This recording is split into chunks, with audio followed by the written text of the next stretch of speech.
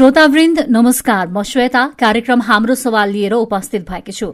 यो कार्यक्रम समग्र कानूनी सहायता तथा भूकम्प पश्चातको पुनर्निर्माणमा लाभग्राहीहरूलाई परामर्श र कानूनी सहायता सेवा प्रदान गर्दै आइरहेको संस्था राष्ट्र निर्माण मञ्चको सहयोगमा राइजिङ मिडियाले उत्पादन गरेको हो। श्रोतावृन्द, कार्यक्रम हाम्रो सवाल हरेक शुक्रबार बिहान 7:30 बजेबाट 8 बजेसम्म ललितपुरको रेडियो कान्तिपुर 96.1 मेगाहर्ज र 101.8 मेगाहर्जमा, पोखरा, नेपालगंज र धनगढ़ीमा सुन्न सक्नुहुनेछ।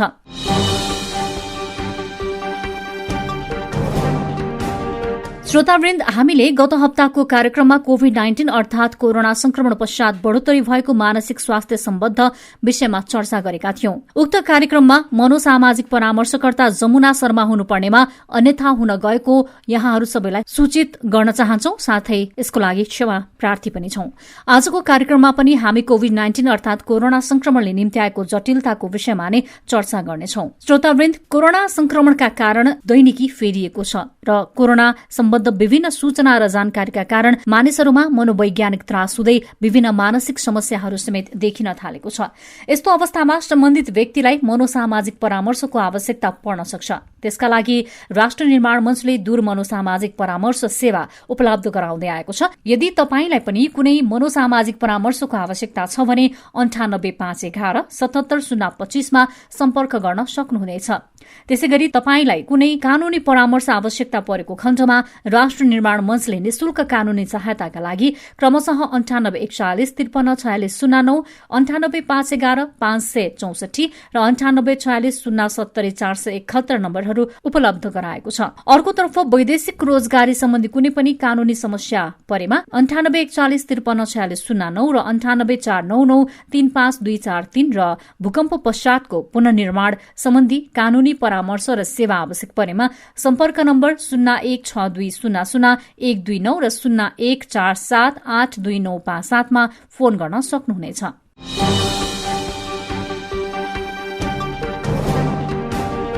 कोरोना संक्रमण पश्चात नियन्त्रणका लागि लागू गरिएका लकडाउन र निषेधाज्ञा जस्ता कार्यहरूले गर्दा लाखौं बालबालिकाहरू विद्यालय जान पाएका छैनन्। अर्कोतर्फ अभिभावकको घट्दो आमदानी लगायतका विषयहरूले बाल संरक्षण चुनौतीपूर्ण भइरहेको छ। बाल पोषण, उपचार, शिक्षा र आवश्यक मनोरञ्जन जस्ता क्षेत्रमा प्रतिकूलता देखिएको वर्तमान अवस्थामा बाल संरक्षणका लागि के गर्नु जरूरी छ? त्यसैगरी यो प्रतिकूलताले बाल मनोविज्ञानमा देखिएको समस्याहरू न्यूनीकरण वा उपचारका लागि के कस्ता उपायहरू अपनाउन सकिन्छ? आज हामी यिनै विषयमा सेभ द चिल्ड्रेन नेपालमा कार्यरत बाल संरक्षण तथा बाल अधिकार सुशासन सल्लाहकार रविन्द्र गौतम र बाल मनोस्वास्थ्य विज्ञ डाक्टर अरुण राज कुँवरसँग गरिएको कुराकानी प्रस्तुत गर्नेछौं। कार्यक्रमको शुरूमा सेभ द चिल्ड्रेन नेपालमा कार्यरत बाल संरक्षण तथा बाल अधिकार सुशासन सल्लाहकार रविन्द्र गौतमसँग ईश्वर दाहालले गर्नुभएको कुराकानी। बालबालिकाहरूको जुन उनीहरूको दैनिक चर्यामा परिवर्तन आएको छ, विद्यालयसम्म उनीहरू पुग्न सकेका छैनन्, अतिरिक्त क्रियाकलाप, घुमघाम, मनोरञ्जन लगायतका समग्र पक्षहरू रोकिएको अवस्था छ। अब यस्तो अवस्थामा बालबालिकाहरूलाई शारीरिक, मानसिक र उनीहरूको शैक्षिक पाटोलाई व्यवस्थापन गर्न अभिभावक, समुदाय र सम्पूर्ण सरकारवालाहरूको कस्तो दायित्व रहन्छ? कोभिड-19 को एक किसिमको महामारी संकट छ, त्यसमा सबैभन्दा बढी यो असर परेको मध्येमा बालबालिकाको समूहमा पनि ठूलो असर परेको छ। खालि त्यो रोगको संक्रमणको हिसाबले मात्रै होइन कि अन्य हिसाबले पनि। जो यो उमेर भनेको उनीहरूको स्कुल गएर, विद्यालय गएर सिक्ने उमेर, साथीभाइसँग खेल्ने उमेर, आफन्तहरूसँग नजिक हुने उमेर, सामाजिक सम्बन्धहरू कायम गर्ने, विभिन्न विषयहरूमा सिकाइ ग्रहण गर्ने उमेर हो। यो अवस्थामा उनीहरू घरभित्र बसिरहनु परेको छ, कहीँ निस्कन मिल्दैन। विभिन्न किसिमका स्वास्थ्यसँग सम्बन्धित विभिन्न किसिमका शर्तहरू छन्। त्यो कारणले गर्दा बालबालिकाहरूमा विशेष गरेर मनोसामाजिक त्यो मनोस्वास्थ्य, बाल बालिकाहरूको चाहिँ मनोस्वास्थ्यमा ठूलो असर परेको छ। यो बेलामा यहाँले भनेको जस्तै सबैभन्दा पहिलो अहिलेको हेरचाह गर्ने गुरु भनौं अथवा जे प्रमुख हेरचाह गर्ने पात्र भनेको नै घर परिवारको सदस्य, अभिभावक। त्यो कारणले गर्दा सबैभन्दा ठूलो दायित्व प्रथम रूपमा चाहिँ अभिभावकको हुन्छ अथवा घर परिवारको सदस्यको हुन्छ। त्यसपछि बल्ल अनि अरू सरकारवालाहरूको चाहिँ बल्ल दायित्वमा आउँछ। चाहे हामीले चाहिँ अहिले शिक्षासँग सम्बन्धित विषयहरू, सिकाइलाई निरन्तरता दिने विषयहरू होस्, अथवा उनीहरूलाई अनुशासनमा राख्ने विषय होस्, अथवा उनीहरूको सम्पूर्णतः पौष्टिक हिसाबले पनि, स्वास्थ्यको हिसाबले पनि हेरविचार गर्ने, हेरचाह गर्ने अवस्थाको सन्दर्भमा होस्, त्यो भनेको परिवारको सदस्यले मात्रै हो अहिले सर्वप्रथम नजिकको सबैभन्दा गर्ने। र त्यसपछि भनेको सरकारका विभिन्न अङ्गहरू छन्। अब हामीले बाल संरक्षणसँग कुराकानी गरिरहँदा चाहिँ अहिले अलिकति थोरै दुःख लाग्दो कुरा भन्नुपर्छ, हाम्रो देश जब संघीय संरचनामा गयो र बाल संरक्षण सम्बन्धी कुराकानी गरिरहँदा अहिले स्थानीय तहमा बाल संरक्षणको लागि पूर्णतः संरचना बनिसकेको छैन। अझै पनि हामी त्यो सन्दर्भमा कुराकानी गरिरहँदा संक्रमण कालमै छौँ। बाल संरक्षणको संरचना, बाल संरक्षणलाई व्यवस्थित गर्ने, सुनिश्चित गर्ने संरचनाको हिसाबले चाहिँ अहिले पनि हामी संक्रमण कालमै छौँ। यो चाहिँ अलिकति दुःख लाग्दो कुरा हो। त्यसले गर्दा केही संरक्षणसँग सम्बन्धित सामाजिक सेवाको सन्दर्भमा चाहिँ बालबालिकाहरू चाहिँ विशेष गरेर अझ ग्रामीण तहमा, स्थानीय तहमा चाहिँ असाध्यै प्रभावित भएका छन् त्यो पहुँचको हिसाबले। मैले यहाँलाई अलिकति रोक्न चाहे, तेस्रो विश्वको मुलुक हुनुको पीडा नेपालसँग छ भनेको अर्थ यसका पूर्वाधार, यसका सीमा र बाध्यताहरू पनि छन्। र अहिले अब लाखौं विद्यार्थीहरू विद्यालय जान सकेका छैनन्। अब केही दिन अगाडि नेपाल सरकारले अनलाइन शिक्षालाई अनुमति दियो र त्यसबाट शुल्क पनि लिन पाइन्छ भन्ने खालको समाचारहरू सार्वजनिक भएको छ। नेपाल सरकारले निर्णय गरेको छ। कतिपय शहरी क्षेत्रका, त्यसमाथि निजी आवासीय बोर्डिङहरूमा पढ्ने अर्थात् अलिकति आर्थिक रूपमा उठेका अभिभावकका सन्ततिहरूले त अनलाइन शिक्षा मार्फत त्यो स्रोत र साधन प्रयोग गरेर शिक्षा लिन सक्लान्। तर अब ग्रामीण क्षेत्रका विशेष गरी सामुदायिक विद्यालयका विद्यार्थीहरूको शैक्षिक अवस्थामा त ठूलो जटिलता देखा परेको छ। यसतर्फ अब राज्यले अर्थात् सरकारवालाहरूले कस्ता खालका उपायहरू, कस्ता खालका विधिहरू अगाडि बढाउनुपर्छ, यहाँलाई के लाग्छ? शहरमा अथवा इन्टरनेटको पहुँचमा बस्नेहरूको लागि त केही हदमा त्यो सुविधाजनक होला। तर अहिले हामीले हेर्दाखेरि 30% भन्दा बढी, 30% जम्मा 30%ले मात्रै यो इन्टरनेटको पहुँच भएको भन्ने तथ्याङ्क छ। तर 70% बालबालिकाहरू चाहिँ अझै पनि त्यो इन्टरनेटको पहुँच भन्दा बाहिर छन्। ती बालबालिकाहरूको लागि अझै पनि व्यवस्थित रूपमा त्यस्तो किसिमको सिकाइको प्याकेजहरू आएको देखिँदैन। हुन त रेडियो मार्फत विभिन्न सिकाइका प्याकेजहरू लगेर चाहिँ त्यो बजाइरहेको छ, त्यस्ता कार्यक्रमहरू ल्याइरहेको छ। तर त्यसको प्रभावकारिता हेर्ने हो भने र रेडियोको पनि आफ्नै सबै ठाउँमा चाहिँ त्यो किसिमको पहुँच छ कि छैन, रेडियो नै नभएका घरहरू कति हुनुहुन्छ होला, त्यस्तो अवस्थालाई पनि अब हामीले मध्यनजर गर्नुपर्ने छ। र सेभ द चिल्ड्रेन जस्तो संस्थाले चाहिँ यहाँले भन्नुभयो एउटा पनि हामी यो क्षेत्रमा काम गर्ने हुनाले हामी पनि एउटा स्टेक होल्डर हो, सरकारवाला हो। र हामीले विशेष गरेर प्रदेश 2 का केही जिल्लाहरू र कर्णाली प्रदेशका केही जिल्लाहरूमा काम गर्छौँ। त्यहाँ चाहिँ हामीले रेडियो मार्फत सकेसम्म उहाँहरूसँग पुग्ने चाहिँ प्रयास गरिरहेको छौँ। चाहे त्यो त्यहीँको समुदायसँग, विद्यालयसँग समन्वय गरेर चाहिँ घर घरमा चाहिँ होम स्कुलिङको वातावरण, होम स्कुलिङको अभ्यास गरेर होस्, अथवा रेडियो मार्फत कार्यक्रमहरू बजाएर त्यसको प्रभावकारितालाई अनुगमन गरेर सुनिश्चित गर्ने दृष्टिकोणले होस्। यो हिसाबबाट चाहिँ हामी लागिरहेको छौँ। तर यो अझै पनि पर्याप्त छैन। यसै सन्दर्भमा माथिल्ला कक्षाहरू, उदाहरणको लागि 8, 9, 10 मा पढ्ने विद्यार्थीहरूका लागि अनलाइन शिक्षण एक ढङ्गले प्रभावकारी होला। तर जुन साना बालबालिकाहरू 1 कक्षा 2 कक्षामा पढ्छन्, उनीहरू भनेको खेलेर, हामी भन्छौँ नि खेलेर सिक्ने, देखेर सिक्ने, छोएर सिक्ने, जुन अहिले अब यो शैक्षिक प्रणालीमा पनि विभिन्न आयामहरू थपिएका छन् र विविध ढङ्गले सिकाइ हुन्छ। परम्परागत रूपमा घोकेर पढाएर कण्ठस्थ मात्रै पढ्नु होइन भने जुन मानक स्थापित भइरहेको बेलामा 1 मा पढ्ने, 2 मा पढ्ने बालबालिकाहरूलाई पनि अनलाइन शिक्षाको नाउँमा ल्यापटप अगाडि, मोबाइल अगाडि जबरजस्त 1 घण्टा, 1.5 घण्टा, 2 घण्टा राख्ने एउटा ट्रेन्ड हामीले देखिरहेको छौँ, विशेष गरी शहरी क्षेत्रमा। यो सिकाइ हो, यसले शिक्षा बालबालिकाले यस्तो सिकाइले। अब यसमा म पनि एउटा अभिभावक, सानो छोरा छ मेरो पनि, अब मेरो पनि अनुभव त्यही नै छ। अब तर यो फेरि अर्को तर्फबाट हामीले हेर्नुपर्ने हुन्छ कि यो अलिकति विषम परिस्थिति हो, एक किसिमको इमर्जेन्सी हो। यो स्वास्थ्यसँग सम्बन्धित अलिकति इमर्जेन्सी सिचुएसन भएको हुनाले यो कसैलाई थाहा थिएन, त्यसको पूर्व तयारी गर्नको लागि पनि त्यति धेरै समय पुगेन। संसारभरि नै, हाम्रो देश मात्रै होइन, यो सबै विश्वभरिका सबै मुलुकहरूमा चाहिँ यो समस्या छ। एकातिर यो छ भने अर्कोतिर सरकार चाहिँ अलिकति तदारुकताका साथ चाहिँ अगाडि आउनु पर्ने हो। तर यहाँले भनेको यस्तो साना बालबालिकाहरूलाई एउटा अभिभावकको नाताले मैले पनि, अब म आफू पनि अफिस कार्यालयको काम गर्नुपर्ने हुन्छ, मेरो बच्चालाई चाहिँ मैले हेर्न समय दिन त्यति सक्दिनँ। अनि अब के गर्ने त भन्दा बरु स्कुलले चाहिँ केही समय भए पनि सञ्चालन गरिदिए हुन्थ्यो भन्ने। तर यो स्वास्थ्यको दृष्टिकोणले र विभिन्न चिकित्सकहरूले भनेको चाहिँ र विभिन्न स्वास्थ्यसँग विज्ञ व्यक्तित्वहरूले भनेको चाहिँ यो चाहिँ त्यति धेरै लाभदायक होइन ती बालबालिकाहरूको लागि। कोभिड संक्रमण कहिले अन्त्य हुन्छ अर्थात् यो कहाँसम्म पुग्छ यो संसारले आकलन गर्न नसकेको कुरा, यसमा राज्यले अर्थात् कुनै सरकारवालाले आकलन गरेर प्लानिङ बनाउनु पर्छ त भन्न नसकिएला। तर अब अहिले विद्यार्थीहरू, आम विद्यार्थीहरू पढाइ छुटो, स्कुल छुटो भन्ने एउटा प्रेसर, अभिभावकहरूलाई पनि त्यही खालको एउटा प्रेसर, बच्चाको बर्बाद भयो 1 वर्ष भन्ने खालको एउटा मनोवृत्ति निर्माण भइरहेको अवस्थामा अब चाहिँ बालबालिकाको शिक्षणलाई लिएर राज्यले गर्नुपर्छ कि? अब यसमा चाहिँ अहिले विभिन्न विशेष गरेर स्वास्थ्य यो शिक्षा मन्त्रालयले समन्वय गरेर हामी जस्तै विकासका साझेदारहरू र अरू विभिन्न सरकारवालाहरूसँग बसेर एक किसिमको प्लानिङ चाहिँ तयार भइरहेको छ। अहिलेको जस्तै 1 वर्षमा कति पढाइ हुन्थ्यो र त्यो पढाइलाई चाहिँ अबको 5-6 महिनामा धान्ने गरेर सबै हुबहु नभए पनि केही विशेष शिक्षाका पाठ्यक्रमहरूलाई, विषयवस्तुलाई समेटेर चाहिँ एउटा कम्प्रिहेन्सिभ नभए पनि केही हदमा उनीहरूको चाहिँ सिकाइलाई निरन्तरता दिने हिसाबले केही पाठ्यक्रमहरू तयार हुँदैछन्। त्यो चाहिँ शिक्षा मन्त्रालयको नेतृत्वमा हामीहरू पनि उहाँहरूसँग चाहिँ नजिकमा रहेर चाहिँ समन्वयमा काम गरिरहेको छौँ, सहकार्य गरिरहेको छौँ त्यसको लागि। अब यो पाठ्यक्रम बनाउनु एउटा कुरा छ,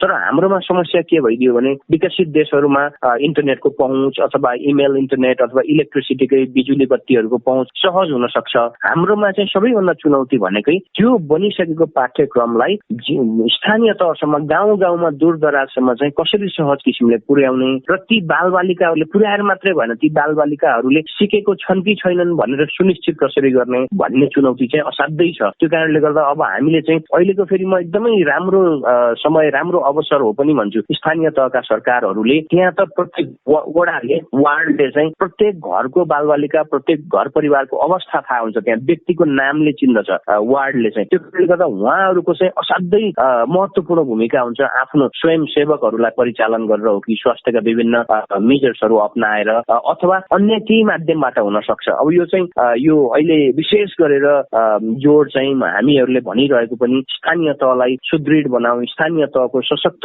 इन्टरभेन्सन जरुरी छ र हामी जस्तो साझेदार संस्थाहरू जहाँ चाहिँ हामी दुर्गम क्षेत्रहरूमा काम गरिरहेको छौँ, सँगै बसेर समन्वयमा चाहिँ हामीले पनि हाम्रा त्यहाँ फ्रन्ट लाइनमा काम गर्ने सहकर्मी साथीहरू सहित अनुगमन गरेर त्यसलाई चाहिँ फलोअप गर्ने, विभिन्न परिवारमा चाहिँ पुगेर भाइ बहिनी ती बालबालिकाहरू र परिवारका सदस्यहरूसँग चाहिँ रेगुलर रूपमा, नियमित रूपमा चाहिँ सम्पर्कमा रहने ती कार्यक्रमहरू चाहिँ गरिराखेको छ। अन्त्यमा जस्तै बालबालिकाको शिक्षाको कुरा गर्दा त्यो एकाङ्की पक्ष होइन, नेपाली समाजको उत्पादन सम्बन्ध, अभिभावकको सामर्थ्य, राज्यको सामर्थ्य, सबै पक्षहरू जोडिन्छन्। अब अहिले कोभिड संक्रमण पश्चात हेर्ने हो भने अभिभावकहरूको आर्थिक उपार्जनका आयामहरू साँगुरिँदैछ, विदेशबाट कमाएर पठाउने पनि व्यक्ति घरमा आएर फर्किएर बसेको अवस्था छ। अब फर्किएर जान सक्छु कि सक्दिनँ मैले काम गरेको ठाउँमा भन्ने अवस्थाले गर्दा आर्थिक रूपमा जसरी सन्तानलाई पढाउनको लागि भनेर अलिकति राजमार्ग छेउ, अलिकति सहर बजार छेउ आएर बसेका अभिभावकहरूले त्यही ढङ्गले पढाउन सक्छन् कि सक्दैनन्, एउटा प्रश्न यहाँनिर छ। अर्को सँगसँगै विभिन्न प्राकृतिक प्रकोप र यो महामारी जस्ता घटना पश्चात बालिकामाथि दुर्व्यवहार हुने, बालबालिकाहरू बेचबिखनमा पर्ने लगायतका घटनाहरू पनि बढोत्तरी देखिन्छ। हामीले विभिन्न तथ्याङ्क र घटनाक्रमलाई हेऱ्यौँ भने यी दुईटा पक्षको बीचमा अब यो पक्षलाई संवाद गरेर अर्थात् यो पक्षलाई बहसको केन्द्रमा ल्याएर यसको उपचार खोज्नुपर्छ जस्तो यहाँलाई लाग्छ कि लाग्दैन? एकदमै। तपाईँले यो अर्को पाटो बाल संरक्षणसँग अझ विशेष गरेर मेरो क्षेत्र चाहिँ यो हो र यहाँले एकदमै राम्रोसँग भन्नुभयो, जस्तै गहन प्रश्न पनि हो र यसलाई बहसको केन्द्रीय राजनीतिक बहस अथवा योजनाको बहसमा ल्याउनु पर्ने विषय। आज संयोगवश चाहिँ यो हामी राष्ट्रिय बाल अधिकार दिवसको परिवेशमा पनि छलफल गरिरहेको छौँ। त्यो कारणले गर्दा पनि अझ बढी यो समय सान्दर्भिक छ। र अहिले अझ के पनि भन्न चाहन्छु भन्दाखेरि अहिले तपाईँले भन्नुभयो जुन जति पनि घर परिवार अथवा अभिभावकहरू हुनुहुन्छ उहाँहरूले सानोतिनो गरेर केही व्यवसायहरू अथवा जागिर केही गरिराख्नु भएको छ भने यो अहिलेको विषम परिस्थितिले गर्दा ती पनि गुम्ने अवस्थामा छन्, गुमिरहेका छन्। त्यसले गर्दा एकातिर सामाजिक भार, अर्कोतिर आर्थिक भारको डरलाग्दो परिवेश चाहिँ सिर्जना भइरहेछ। त्यसले अभिभावकहरूलाई त एक किसिमले पर्छ नै चोट, तर त्यसको एकदमै गहन असर चाहिँ, गहिरो असर चाहिँ बालबालिकामा पर्छ। त्यो चाहिँ मानसिक हिसाबले पनि र उनीहरूको चाहिँ विभिन्न किसिमको त्यो स्वास्थ्यको दृष्टिकोणले होस्, पोषण खानेकुरादेखि लिएर शिक्षालाई निरन्तरता दिने कुरा होस् अथवा उनीहरूकै संरक्षणको हिसाबले पनि उनीहरूलाई चाहिँ गहिरो असर पर्छ। त्यसले गर्दा हामीले यो विषयलाई छिट्टै नै एउटा राम्रो योजना सहित हामीले चाहिँ अगाडि बढ्न सकेनौँ भने अब बाल विवाह, बाल श्रम जस्ता जति पनि भइरहेका हाम्रोमा पहिला केही प्रतिशतमा हुने संख्या, केही प्रतिशतमा हुने अभ्यासहरू अब ट्रिपल चाहिँ हुने सम्भावना देखिन्छ। यसको त्यो बढ्ने सम्भावना चाहिँ असाध्यै बढी देखिन्छ। त्यो कारणले गर्दाखेरि बाल संरक्षणको विषय अहिले सबैभन्दा चुनौतीपूर्ण विषय छ। र अघि यहाँले अर्को पनि जोड्नुभयो, जस्तै विभिन्न बाल बालिकामाथि हुने हिंसाहरूका घटनाहरू घटिरहेका छन्। त्यो घटनाहरू चाहिँ दुईटा तवरबाट, एक त परिवारमा हुने एक किसिमको घरेलु हिंसाको कारणले गर्दाखेरि, अभिभावकहरू बीचको झगडाले गर्दाखेरि त्यो चाहिँ हुन सक्छ। अब आर्थिक विषय चाहिँ अझ बढी जोडिएको छ। अहिले अर्थसँग जोडिएको, आफूसँग भइरहेको पुँजी अथवा त्यो सकिँदै गएपछि, ऋणमा फस्दै गएपछि अभिभावकहरूको बीचको मनमुटावले गर्दा बालबालिकालाई असर पर्ने र अहिले हामीले सुनिरहेको छौँ आत्महत्याका घटनाहरू, त्यो पनि बालबालिकामा बढी छ। विशेष गरेर 18 वर्ष मुनिकाको हामीले हेऱ्यौँ भने त्यो अझ बढी छ। त्यो कारणले गर्दाखेरि त्यसै गरेर अन्य बालबालिकामाथि हुने हिंसाहरू चाहिँ अझ बढिरहेको छ। त्यसलाई समाधान गर्नको लागि अघि नै मैले भने सुरुवातमा स्थानीय तहमा बाल संरक्षणलाई प्रभावकारी रूपमा हेर्ने अझै पनि संयन्त्र प्रष्ट रूपमा देखिएको छैन। अझै पनि तपाईँको बाल कल्याण अधिकारी चाहिँ नियुक्ति हुनुपर्ने सबै स्थानीय तहहरूमा जुन बालबालिका सम्बन्धी ऐनले भन्छ त्यो अझै पनि पूर्ति भइसकेको छैन।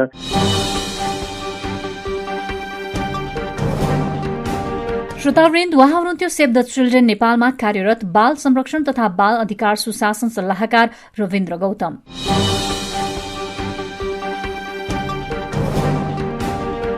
अहिले तपाईँ ललितपुरको रेडियो कान्तिपुर 96.1 मेगाहर्ज र 101.8 मेगाहर्जमा पोखरा, नेपालगंज र धनगढ़ी मार्फत कार्यक्रम हाम्रो सवाल सुनिरहनु भएको छ।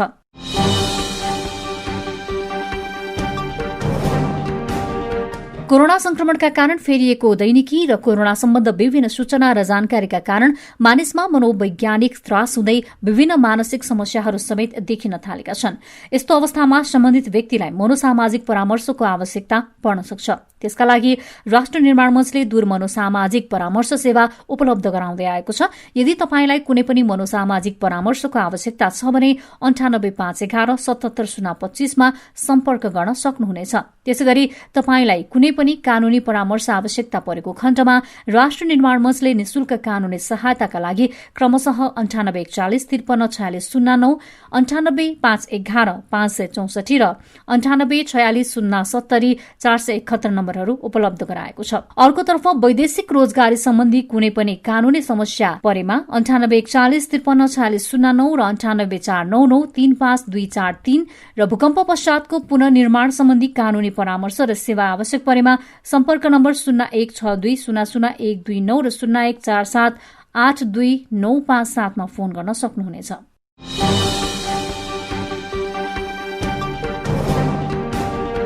कोरोना संक्रमणका कारण बालबालिकाहरूले घुमफिर गर्न पाएका छैनन् भने पढ़ाई पनि छुटेको छ।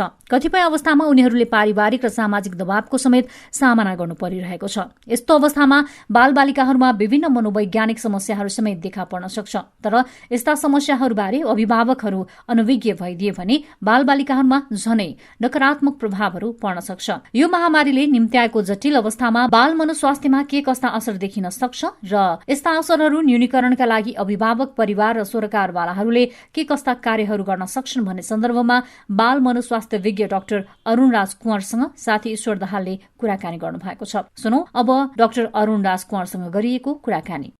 अहिले कोरोना संक्रमण पश्चात सम्पूर्ण बालबालिकाहरूको जुन एउटा नियमित दैनिकचर्या थियो, विद्यालय जाने, घुम्न जाने हैन, अनि मनोरञ्जनका विभिन्न घरभन्दा बाहिरका मनोरञ्जनका विभिन्न साधनहरू प्रयोग गर्ने जुन अवस्था थियो, त्यो अवस्था करिब 6 महिनादेखि बालबालिकाले उपभोग गर्न पाइरहेका छैनन्। त्यस्तो अवस्थामा समग्र बालबालिकाहरू कस्तो मनोविज्ञानबाट गुज्रिरहेका हुन्छन्, अर्थात् उनीहरूलाई यो अवस्थाले मनोवैज्ञानिक समस्या निम्त्याउँछ कि निम्त्याउँदैन? अहिले अलिकति असामयिक समय छ। अहिले हामी सबै नै अलिअलि त्रसित, अलिअलि डराउने, अलिअलि मनोसामाजिक समस्या भए जस्तो लाग्नु, त्यो एक किसिमले ठुलो मान्छे पनि भएको छ, त्यो साना बालबालिका पनि भएको छ। साथमा जुन बाहिर जान नपाउने साथीभाइहरूसँग खेल्ने खोल्ने त्यो अवस्था नहुने होइन, घरमै बसिराख्ने, त्यसले गर्दाखेरि अलिअलि तनावपूर्ण सिचुएसन बालबालिकालाई पनि छ, हामी ठुलो मान्छेलाई पनि छ र त्यसले अलिअलि असरै गरेछ भन्नु। बालबालिकाको मनोविज्ञानमा जस्तो असर परेको छ हामी भन्छौँ, अर्थात् फेरिएको दैनिकचर्याले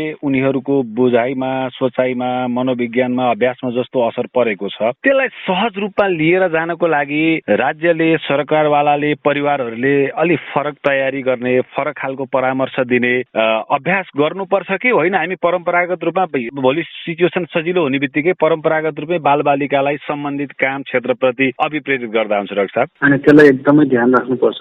पहिला त हामी सबले के बुझ्नु पर्यो भने यस्तो असामयिक बेलामा अलिअलि हामी सबैलाई अलिकति तनाव हुने, बालबालिकालाई तनाव हुने, अलि आत्तिने, अलिअलि डराउने, उनीहरूको स्वभावमा अलिअलि बदलावट आउने, यो चाहिँ नि एकदम साधारण हो। यस्तो अवस्थामा हामीलाई पनि भइरहेछ, बालबालिकालाई पनि भइरहेछ, त्यो भयो भनेर हामी सबै डराउनु भएन। तर त्यसको लागि कसरी व्यवस्थापन गर्ने भनेर होइन, त्यसमा नेपाल सरकार छ, स्कुलहरू छन्, प्यारेन्ट्सहरू, गार्जियनहरू, हामी सबै नै कुनै किसिमको व्यवस्थापन गर्न जरुरी छ।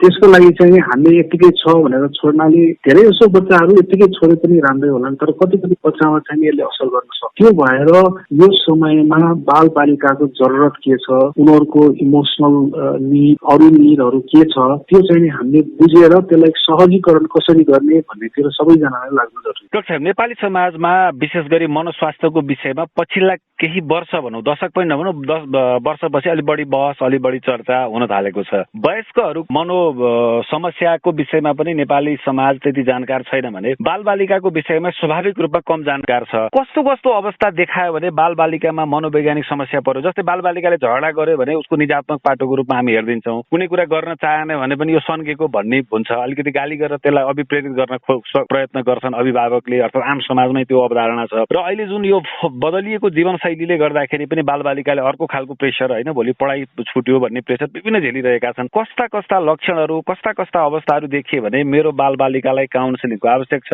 अर्थात् उसलाई मनोसामाजिक परामर्श, अर्थात् हामीले चाहिँ अपनत्व अझ बढाइदिने, अझ माया गरेको, अझ तिमी सुरक्षित छौ भन्ने अवस्था सृजना गराउने भनेर कस्तो लक्षण देखियो भने अभिभावकहरूले बुझ्ने? अब एउटा त कोही पनि बालबालिकाको उसको हुने साधारण व्यवहारमा बदलाव देख्नुभयो होइन, यो एकदम घुलमिल गर्ने, मान्छेसँग कुरा गर्ने बच्चा अब घुलमिल गर्न मान्दैन, एक्लै बसिराख्छ, कोही बच्चा एकदमै रिसाइराख्छ, कोही बच्चा सुत्नै मान्दैन, सानो कुरामा झगडा गर्छ र हरेक बच्चाको व्यवहार भिन्न हुन्छ। यदि कोही पनि बच्चाको व्यवहारमा उसले सोच्ने तरिका, उसले मान्छेसँग घुलमिल गर्ने तरिका, उसको दिनचर्या, सुत्ने उठ्ने टाइमहरूदेखि साथीभाइसँग व्यवहार गर्ने, घर परिवारसँग व्यवहार गर्ने, यी व्यवहारमा र साथमा उसको इमोसनमा होइन एकदमै खुसी हुने, त्यो नर्मल बच्चा एकदम खुसी भइराख्ने, रोइराख्ने, मान्छेसँग घुलमिल गर्न नसक्ने, धेरै टलाउने, यदि यस्तो अधिक मात्रामा हुन थाल्यो र त्यसले गरेर उसको बालबालिकाको व्यवहारमा धेरै नै बदलावट आयो र उसले अरूसँग गर्ने व्यवहार, जस्तो बाबाआमासँग गर्ने व्यवहार, साथीभाइहरूसँग गर्ने व्यवहारमा धेरै बदलावट आयो भने के यो बच्चालाई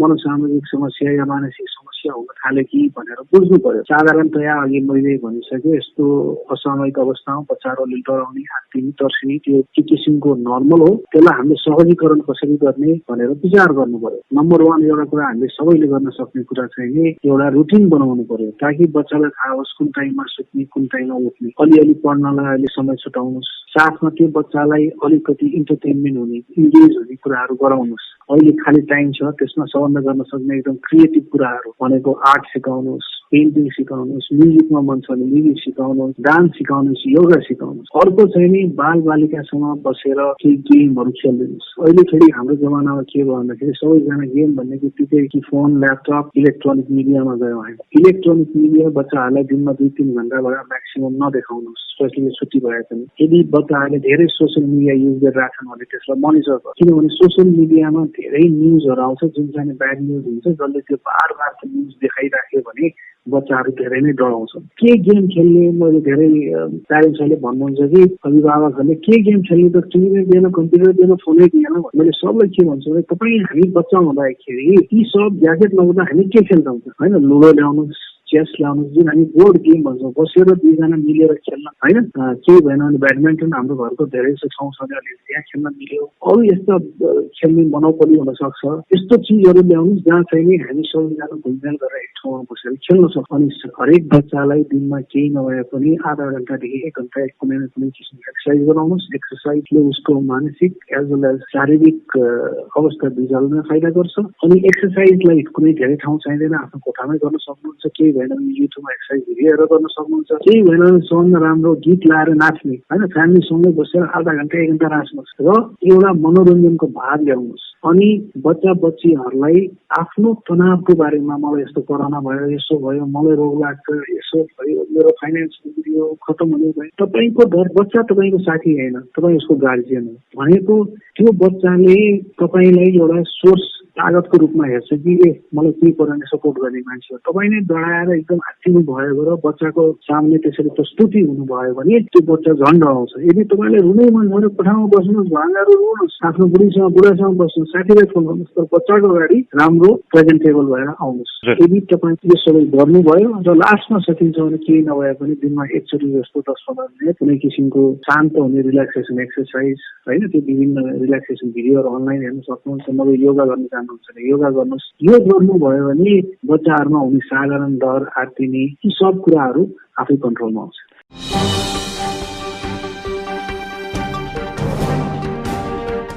श्रोतावृन्द, उहाँ हुनुहुन्थ्यो बाल मनोस्वास्थ्य विज्ञ डाक्टर अरुण राजकुमार। अहिले तपाईँ ललितपुरको रेडियो कान्तिपुर 96.1 मेगाहर्ज र 101.8 मेगाहर्जमा पोखरा, नेपालगंज र धनगढ़ी मार्फत कार्यक्रम हाम्रो सवाल सुनिरहनु भएको छ। राष्ट्र निर्माण मंच मार्फत उत्पादित यो रेडियो कार्यक्रम हाम्रो सवालमा हामीहरू मुख्यतया भूकम्प पश्चातको पुनर्निर्माण प्रक्रियासँग सम्बन्धित विषयवस्तुहरूलाई प्रसारित गर्दै आएका छौं। भूकम्प पश्चातको पुनर्निर्माण कार्यमा कोरोना संकटले झनै संकट थपिदिएको छ। यो महामारीले भूकम्प पुनर्निर्माण प्रक्रियालाई अवरुद्ध बनाएको छ भने भूकम्पका कारण जोखिममा परेको समुदाय क्षेत्रमा झनै जोखिम बढ़ेर गएको छ।